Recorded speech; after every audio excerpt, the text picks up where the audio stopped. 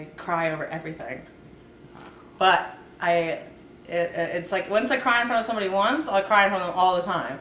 But if I haven't cried in front of them yet, then it takes like, unless I won't cry in front of somebody unless I can totally like can't help it. And then once like the floodgates have opened, they're open forever. I'll cry over spilled milk on the wrong day. I really will. Wow. Yeah, if I can't find my cell phone on the wrong day, or if I get a parking ticket, I'll come home and cry. Whatever it is, like just yeah. If people really know me, they know I'm a crybaby. It was how I was originally able to connect with people. I was a very like socially awkward kid. I didn't speak until I was 6. I would try to speak, but it would come out as gibberish. Like I would know the words in my head, but when they came out of my mouth, they would like not make sense. Like I remember, like one of my dad's favorite stories was when I was a kid. I wanted a Bulgren. Bulgren was all I wanted. Bulgren, a Bulgren, a Bulgren. I was screaming, a Bulgren. What do you want for your 6th birthday? Bulgren. We went to all these different toy stores trying to figure out where can we get a Bulgren. God, do you guys have Bulgrens? No, we don't have Bulgrens. And we finally got to the biggest Toys R Us in town. And my dad went and grabbed the manager and he was like, look, my little girl is turning 6. She wants Bulgren. I don't know what a Bulgren is, but we've got to figure out what Bulgren is because this girl is getting a Bulgren right fucking now. Wow. The guy went up to me and was like, what's Bulgren? What is it? And I was like, you punch, like kind of messed up like gibberish. And he was like, Hulk Hogan wrestling buddy.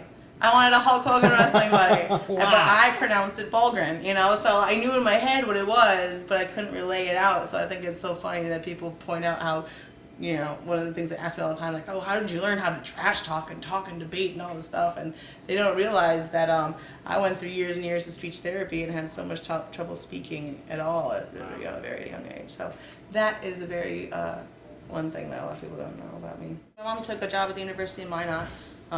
Mostly because they had a world-renowned speech therapy program. Wow. And I was able to get at first I thought I was deaf, so they would put like these sensors in me. I remember going through a lot of tests when I was a kid to see if I was deaf. They were going to put the buds in, and they realized I wasn't deaf. And I walked on my tiptoes. When I started walking, for some reason I only walked on my tiptoes. You're like a ballerina right off the bat. Yeah, my mom took me to the doctor. She's like, she only walks on her toes. He looked at her and was like, well, look at that. It was just like, that's weird. It's like, is there anything wrong with her? Like, no, she'll eventually, be fine. And, even when I would run or anything, I wouldn't run on my toes. I was very lucky in that they never made me feel like there was anything wrong with me. I never felt like I was disadvantaged or dumb or anything like that. I kind of found out later how bad it was. My mom and dad were just absolutely, they were just the best parents I could ever ask for, and So from the very beginning, even though I was behind all the other kids that couldn't talk, my dad made me feel like you're extraordinary, you're meant to do things that are extraordinary, you're not a normal person. My mom, the same thing. She's like, you girls, you are meant to be something, So when I was a little kid, I was like, oh, I'm going to be president, I'm going to be a Dragon Ball Z fighter, I'm going to be Nice. I had all these grand plans, everything that was going to happen in my future, and I just assumed that it would happen because I was extraordinary, and that's just the way it was, and I think that's what I really got out of my mom and dad the most, is they never made me feel like I was meant to be average. My mom is my biggest influencer. She's the one that, if you talk to her, you'd be like, screw this, I need to interview this woman. Who is that blonde chick? My mama is absolutely amazing. I could go on for days about her. You could write novels about her. Oh sure. man, I can feel the love. You're lighting up when you're talking about your mom. And it wasn't always like that. We're both very stubborn, strong women, and I was pretty much raised by a woman who was a world championship in judo that had a doctorate in developmental psychology. So she had all of the tools possible to build a fighter from scratch. And I always loved that book Ender's Game, because I kind of felt like I was just kind of being systematically funneled into being this, I don't know. Yeah, but, we come from a high standard family. I mean, my mom got a perfect score in the SATs, graduated from college at 19. By the time she was 26, she was getting her PhD, working as an engineer, a single mother, and winning the world championships in judo. Wow. Yeah. And by the time I'm 25, I've been on 2 Olympic teams, 1 Olympic medal, and won the Strike Force belt, and done all this crazy stuff. My other sister just turned, is she 29 now? She had her second kid, worked for Sports Illustrated, ESPN, Fox Sports Latino, all this stuff. It's emerging Hispanic Journalist of the Year. I'm half Venezuelan, by the way. No one really knows that because I'm blonde. No, yeah, and I had such a hard time with English. I never learned Spanish. Wow. But yeah, and my other sister Jennifer, she didn't want to like go off and do pictures or anything, like any kind of huge. So career. you're the middle kid, like. I'm the second youngest. Oh, yeah, I'm okay. going down the line.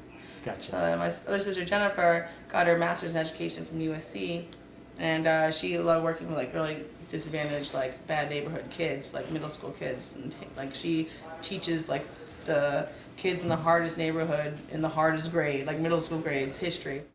I have to thank the worst things that happened in my life, or the best things that happened in my life, for sure. I can directly trace every single best thing that's ever happened to me to all of the worst things that happened to me. So whenever, you know, that's kind of one thing that I drew from all of this is like, I will understand why this is happening eventually. I remember the day that I pulled around, I worked all night, and I slept 2 hours and looped around to go back to, I worked all night in Long Beach, drove up home to Venice, slept for like 2 hours, then drove up to Sherman Oaks and was just dying and needed caffeine, and I couldn't, all I could afford was McDonald's coffee, right? So then I looped around to McDonald's, and I remember pulling in there, and I ordered the coffee, and I got there, and I was like, oh my God, I'm overdrawn on my account, and I spent my last dollars on coffee at 7-Eleven last night so I could get through my shift. And I had to tell the McDonald's lady when I got to the window, I'm like, I'm so sorry.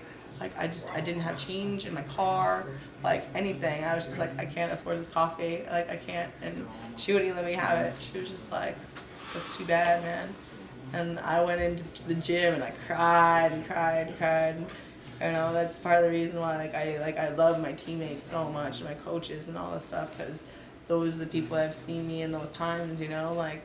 I remember like Leo would just take the time to sit me down, like talk me down and calm me down, like, okay, you're gonna do this and we're gonna figure out a way, you know, you're gonna make everything work. And they cared about me, you know, and just the same way, like I try to invest in people by caring about them when I teach them, you know, those people cared about me when I needed it, and now that I can give back, I do everything I can for them. You know, I remember shit when it happens. Like, if anyone's nice to me when they don't need to be, that's when I remember it. You know, when people are nice to you for a reason, you forget that all the time. People, no matter how much you try or what you say, people aren't going to fully understand you or where you're coming from, you know, and you just have to get used to being misunderstood. You're just here, but you're winning at life right now. You'd think, oh. I mean, at least it seems that way. Who's keeping score? What's the ranking system of winning in life? That's what I want to know. How do we keep track of this? You're your own judge. Every moment that you're here presently, and you've got a smile on your face, yeah. You're winning in life. I'm pretty happy. I think this is probably the happiest I've been in my life at this point. So yes, winning. # winning. Yes. Yes. I know. No, that wasn't it. Finishing touch. Okay.